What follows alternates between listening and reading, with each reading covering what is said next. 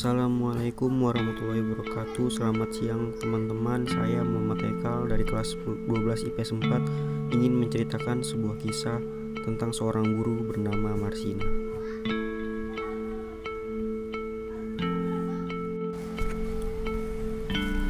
Marsina adalah buruh PT Catur Putra Surya atau PT CPS yang membuat arloji di Siring, Porong, Jawa Timur. Saat itu buruh digaji 1.700 per bulan. Padahal berdasarkan peraturan perundang-undangan telah diatur bahwa UMR untuk Provinsi Jawa Timur ialah sebesar 2.250. Kebanyakan pengusaha menolak aturan tersebut, termasuk PT CPS. Karena itulah, untuk menyampaikan aspirasinya, buruh pun menggelar aksi mogok kerja pada 3 Mei 1993. Sebanyak 150 dari 210 buruh PT CPS ikut turun dalam aksi tersebut. Mereka membawa 12 tuntutan, mulai dari menuntut hak kenaikan upah 20% hingga membubarkan organisasi serikat pekerja seluruh Indonesia di tingkat pabrik. Saat aksi mogok kerja hari pertama, Yuda Prakorso atau koordinator aksi ditangkap dan dibawa ke kantor Koramil 0816 Porong. Mogok kerja hari pertama itu nampak gagal. Prakoso disibukkan dengan pemanggilan oleh aparat militer. Akhirnya Marsina yang memegang kendali memimpin protes para buruh. Keesokan harinya pada 4 Mei 1993, aksi mogok kerja kembali digelar. Pihak manajemen PT CPS bernegosiasi dengan 15 orang perwakilan buruh. Dalam perundingan hadir pula petugas dari Dinas Tenaga Kerja, petugas Kecamatan Siring, serta perwakilan polisi dan Koramil. Kelibatan aparat negara dalam perundingan itu menimbulkan kecanggungan. Dalam perundingan yang alot itu, akhirnya tuntutan buruh dikabulkan.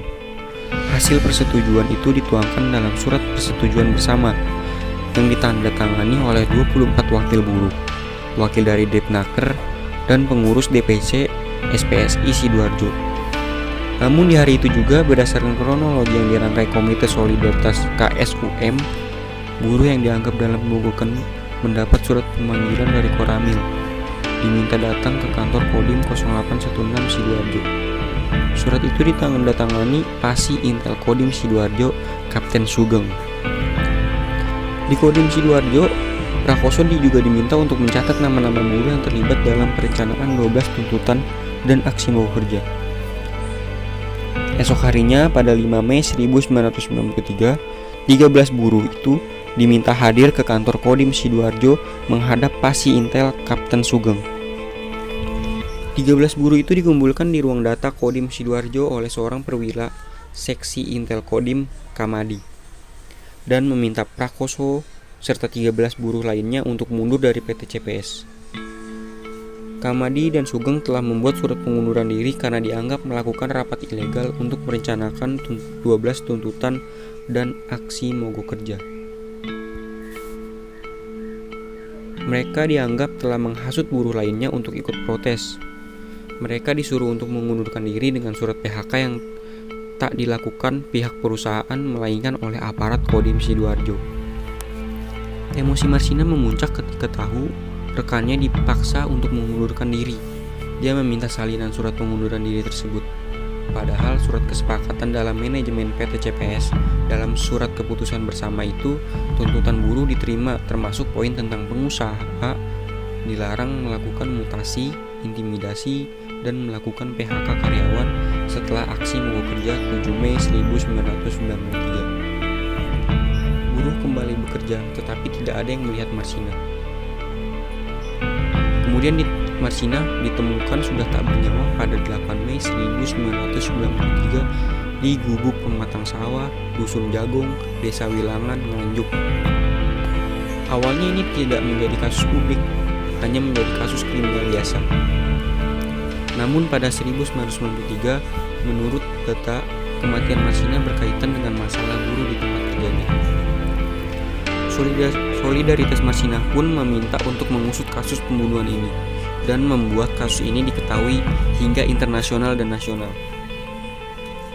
Baru kemudian Kapolda Jatim menyatakan bahwa kematian ini tidak wajar dan membuat tim khusus untuk mengungkapkan kasus ini. Setelah dimakamkan, jasad Marsina diotopsi RSUD Surabaya.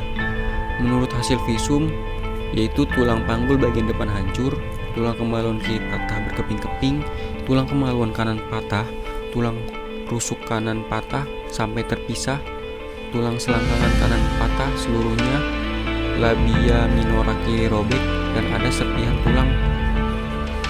Ada luka di bagian dalam alat kelamin sepanjang 3 cm dan juga pendarahan di dalam rongga perut. Saat proses penyelidikan, kejanggalan pun banyak terjadi. Banyak motif-motif yang berspekulasi. 9 orang dari 140 orang yang diperiksa mendadak menghilang pada tanggal 1 Oktober 1993. Kemudian muncul 18 hari kemudian sebagai tahanan Polda Jawa Timur menyandang status sebagai tersangka. Menurut laporan Satpam dan manajemen PT CPS, mereka itu disekap selama 19 hari, disiksa dan dipaksa mengakui telah membunuh Marsidah di Kodam 5 Brawijaya. Dan tidak ada satupun keluarga mereka yang tahu. Pada 21 Oktober 1993, aparat Kodam 5 Brawijaya menyerahkan Kodam 5 Brawijaya ke Polda Jatim. Siksaan verbal maupun fisik mereka rasakan di Polda Jatim. Meski dengan intensitas yang lebih rendah, proses persidangan yang penuh kejanggalan membuat mereka terbebas dari dakwaan. Mereka diputus bersalah dan divonis penjara oleh Pengadilan Surabaya, kecuali Yudi Susanto, yang dibebaskan Hakim Tinggi Surabaya. Dr. Abdul Munim Idris turut menjadi saksi dalam persidangan. Dia menyatakan bahwa visum pertama tak sesuai standar proses. Pemeriksaan jenazah hanya bersifat parsial. Barang bukti proses peradilan berupa balok itu janggal. Ukuran balok yang digunakan untuk menusuk bagian genital tubuh Marsina itu tak sesuai dengan luka pada korban, yaitu 3 cm, dan menyatakan bahwa kematian Marsina bukan dengan pendarahan, melainkan tembakan senjata api yang dimasukkan ke dalam kemaluannya Marsina. Sekian cerita dari saya, kurang lebihnya mohon maaf. Wassalamualaikum warahmatullahi wabarakatuh.